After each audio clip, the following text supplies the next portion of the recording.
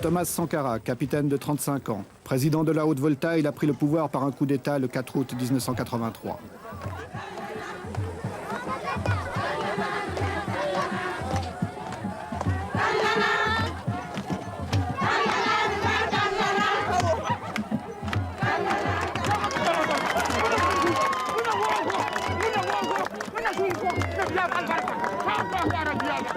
C'est parmi les couches les plus pauvres de la population qu'il compte ses plus chauds partisans.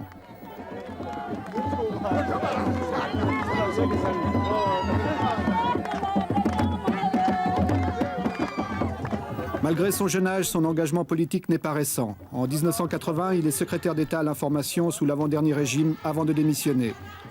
Puis, participant au coup d'État du dernier président, le commandant médecin Jean-Baptiste Ouédraogo, il devient Premier ministre, est arrêté, libéré et fait le coup d'État. Sitôt au pouvoir, il veut galvaniser les foules en utilisant un langage où le slogan incantatoire tente de faire passer les mots d'ordre. Chacun doit se convaincre que c'est un changement révolutionnaire.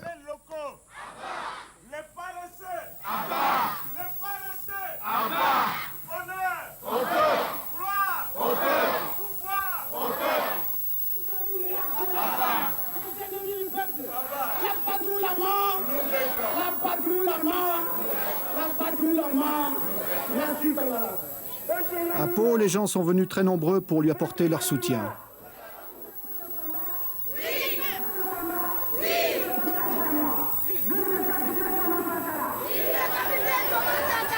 Camarades, il faut enterrer tous les ennemis du peuple. Il faut enterrer tous les défauts qui empêchent le peuple de se libérer, qui empêchent le peuple de construire son bonheur. Si depuis 20 ans, chaque week-end, les femmes puisaient de l'eau comme elles le font, il y a longtemps que nous aurions rempli 20 barrages à Pau. Le pays n'est pas pauvre. Au contraire, il y a des ressources. En vous mettant au travail pour construire ces 20 villas, en vous mettant à la tâche, vous avez décidé de vous prouver à vous-même que vous êtes capable de transformer la réalité de cette ville de Pau. En effet, vous pouvez la transformer, cette réalité. Mais pour cela, il faut bannir de vos rangs les paresseux. Ceux qui ne veulent pas travailler. Il faut bannir de vos rangs les féodaux, les équilibristes. Ceux qui croient que ce chantier est pour eux l'occasion de devenir de petits patrons pour les élections futures. Tous ces gens, tout cela, il faut les mettre de côté. Il faut bannir de vos rangs les maris qui n'autorisent pas leurs femmes à aller sur les chantiers. Camarades, les mauvais maris, les paresseux, les voleurs, les maris réactionnaires, les petits patrons, les grands patrons, les détourneurs de fonds, les voleurs,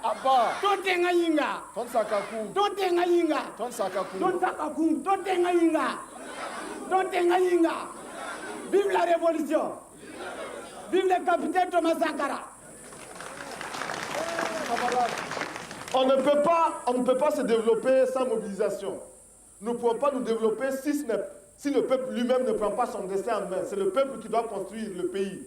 Ce n'est personne d'autre. C'est 20 villas aujourd'hui. Demain, ça sera 20 écoles, ça sera 20 dispensaires, ça sera 20 maternités. Et chaque année, ce sera comme ça.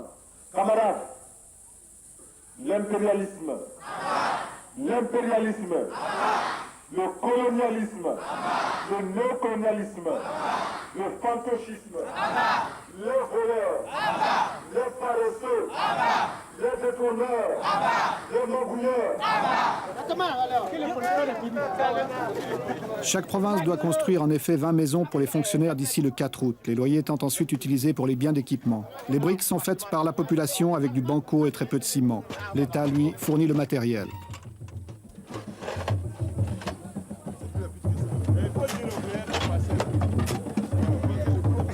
Moi, j'ai fait ça. Afin d'entretenir le moral de ceux qui travaillent, le capitaine Sankara multiplie les visites de ces chantiers en mettant chaque fois la main à la pâte.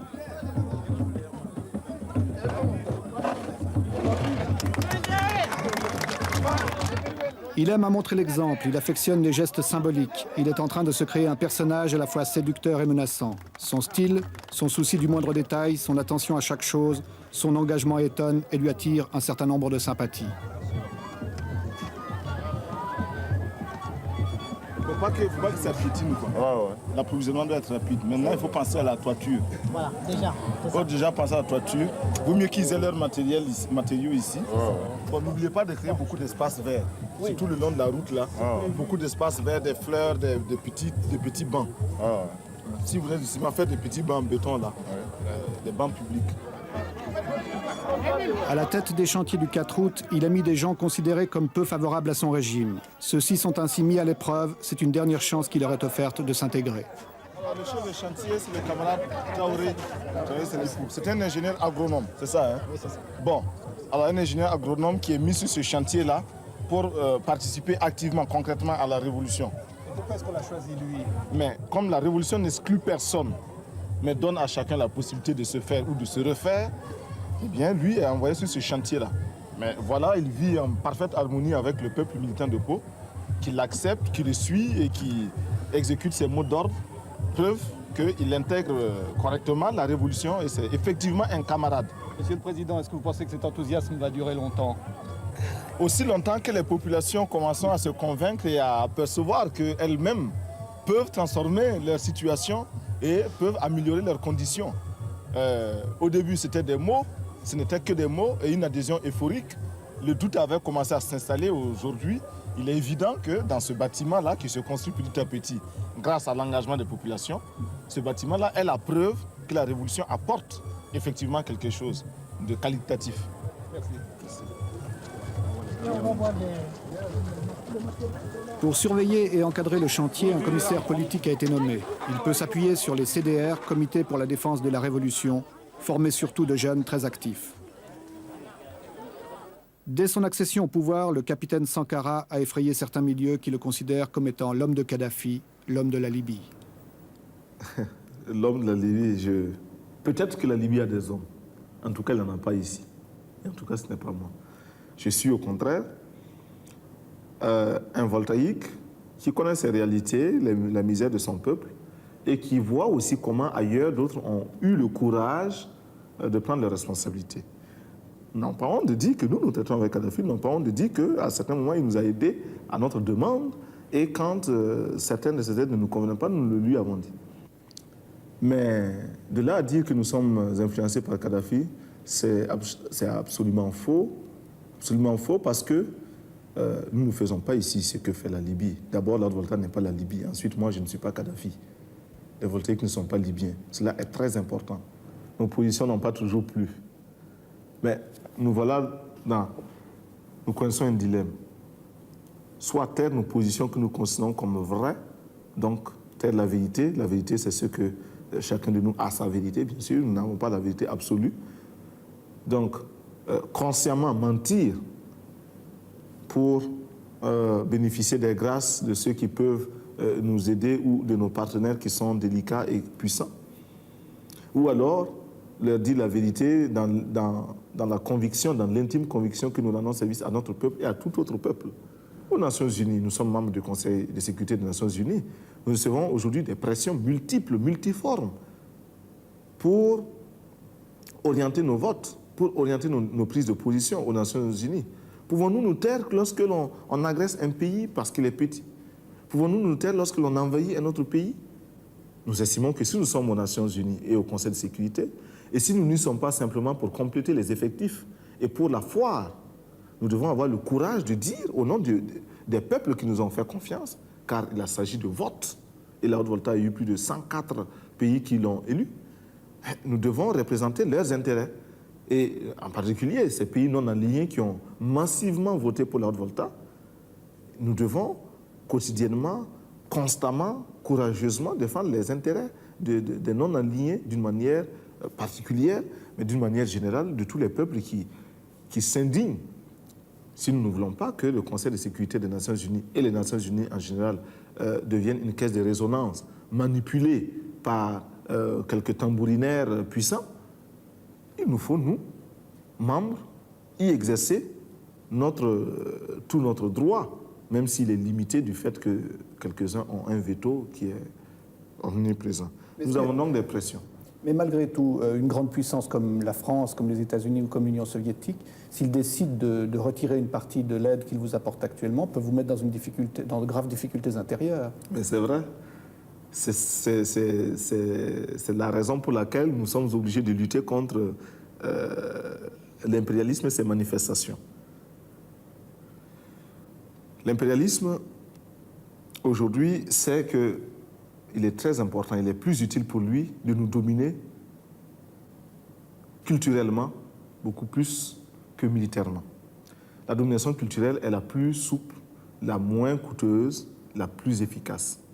Et c'est pourquoi nous disons qu'aujourd'hui, pour renverser le régime de Haute-Volta, il n'est peut-être pas nécessaire d'amener des mercenaires puissamment armés. Il suffit simplement d'interdire l'importation du champagne ou du rouge à lèvres, je ne sais pas, ou des vernis à ongles. Cela suffit à nous renverser. Parce que la petite bourgeoisie aujourd'hui est convaincue qu'elle ne peut se passer de ces produits-là. Eh bien, il nous faut travailler à décoloniser les mentalités. Nous travaillons à reconditionner notre peuple, à accepter de vivre tel qu'il est, à ne pas avoir honte de ces réalités, à s'en contenter et même à s'en glorifier. C'est bien si les autres vivent comme cela, mais c'est normal que nous vivions autrement. Nous l'avons choisi. Ils n'ont pas hésité à dire à d'autres pays, par exemple l'Union soviétique, que nous refusions une aide de l'Union soviétique qui n'était pas, de notre point de vue, à la hauteur de notre attente. Nous nous sommes expliqués et je pense que nous nous sommes compris. Mercredi, jour de réunion du Conseil des ministres. Ceux-ci s'y rendent dans leur nouveau véhicule de fonction.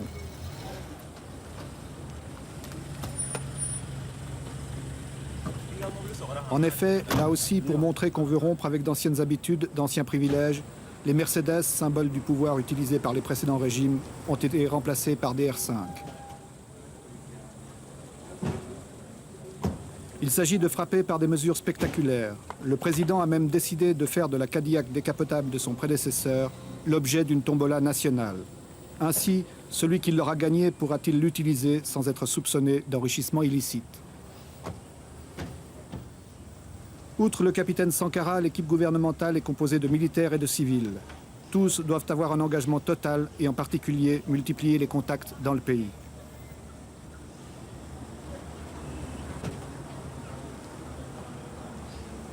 Tous les ministres civils ou militaires sont armés. Ils ont reçu une Kalachnikov que certains emportent même aux réunions du Conseil. Chacun a d'ailleurs suivi un entraînement militaire pendant quelques jours. La vigilance est de mise pour chacun dans un climat d'insécurité. Autre mesure de précaution, les lieux où se tiennent les conseils des ministres changent constamment. Ils ne sont connus qu'une demi-heure avant l'heure prévue. Le travail des ministres est chargé. Le programme qui est proposé aujourd'hui est austère, difficile. Pour toute l'équipe gouvernementale, il va représenter un effort considérable. Là aussi, chacun doit avoir ses dossiers bien préparés, bien étudiés. Le capitaine veille à l'engagement de chacun de ses ministres. La révolution, si elle promet un avenir radieux, elle part d'abord de sacrifices permanents. Et ces sacrifices, nous sommes décidés à les assumer. Et nous formons quotidiennement notre peuple à les accepter. Nous savons qu'ils sont lourds, très lourds. Ces sacrifices, nous avons demandé aux fonctionnaires de renoncer à une partie de leurs indemnités, parce qu'ils sont des privilégiés. Cela, vous vous en doutez, ne peut pas être bien accueilli partout. Ces sacrifices, nous demandons aux voltaïques de se mobiliser. Si ailleurs, si dans certains pays, on a pu détourner un fleuve, en Volta, nous pouvons bien le faire parce que nous avons des bras aussi vigoureux. Ces sacrifices, nous les imposons au gouvernement, aux membres du gouvernement auxquels nous imposons un rythme de vie, un train de vie très modeste. Nos ministres ne sont pas autorisés à voyager en première classe dans les avions. Ils prennent les classes touristes. Et même quand il est possible de les faire voyager par les avions charter, nous le faisons. Nous avons suspendu pour une longue période les brasseurs d'air, l'air conditionné dans les bureaux, etc. Nous avons supprimé les indemnités des ministres, du président, etc. Nous les avons tous ramenés à leur salaire d'instituteurs quand ils étaient instituteurs, de professeurs, de médecins ou de capitaines, dépouillés de toutes autres indemnités. Revenez. Revenez à droite. Marche. L'armée est obligatoire, mais seuls 2% des voltaïques en âge de porter les armes sont recrutés faute de moyens. Voyez à tête.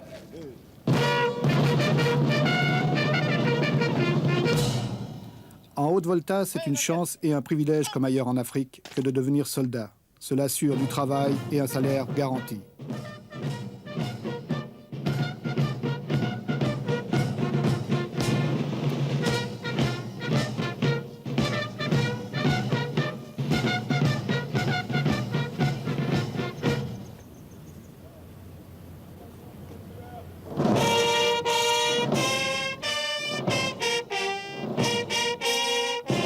La volonté du capitaine Sankara est de vouloir mieux intégrer l'armée au peuple.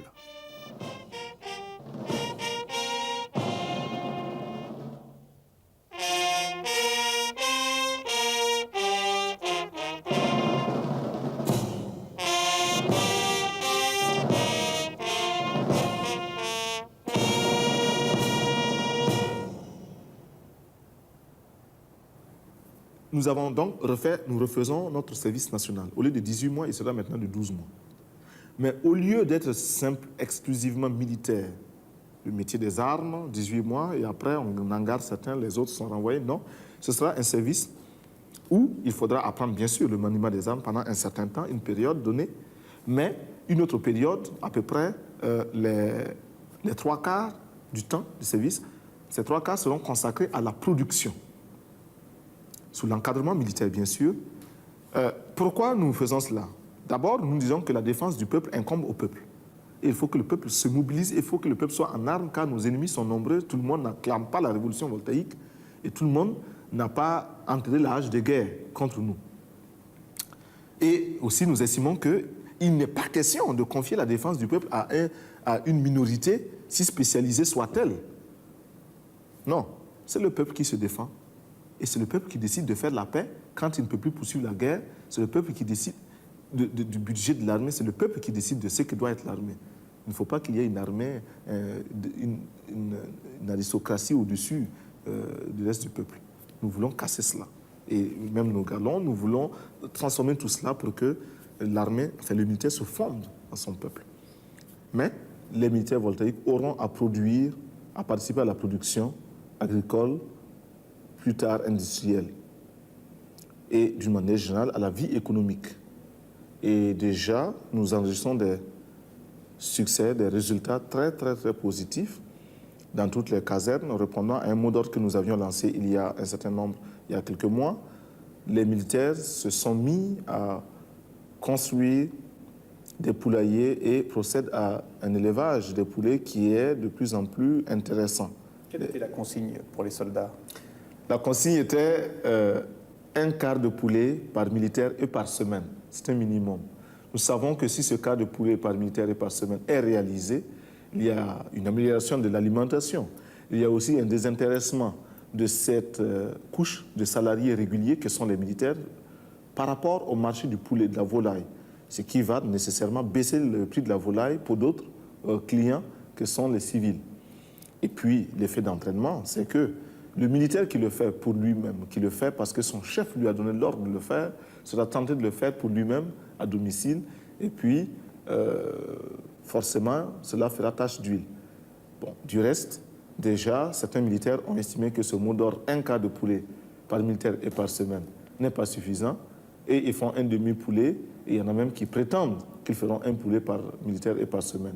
Nous ne demandons que cela, parce que la révolution, c'est aussi vivre dans l'opulence, c'est vivre dans le bonheur, mais le bonheur et l'opulence pour tous, non pas pour quelques-uns.